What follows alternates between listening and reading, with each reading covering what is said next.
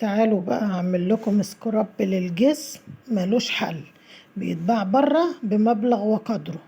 تعالوا نشوف المقادير. ده بادي لوشن ونشا ودم الغزال وسكر واي شاور عندك، اي شاور بتاع الحموم، وزيت زيتون. تعالوا بقى نشوف هنعمله ازاي.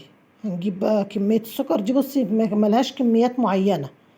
هنحط هنا كده معلقتين كبار سكر، ده سكراب للجسم. ونشا، نحط معلقتين كبار مليانين نشا. تمام. هنحط عليهم الشاور، كنتش عارفه احطه بالبوز بتاعه فقلت ايه. وده كده بادي لوشن.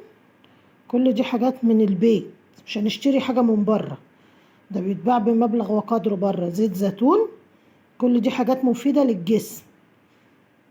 احنا عارفين طبعا فوائد زيت الزيتون، معلقه كبيره.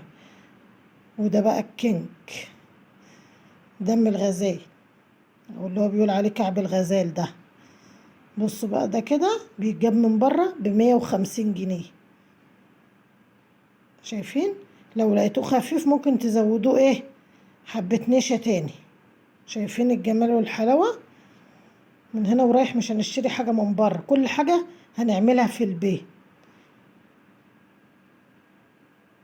ده للجسم بس، ما بيتحطش في الوش. تمام. ده بيتعمل في حمام التلات والكلام ده، بيفتح البشرة وبيخليها فظيعة.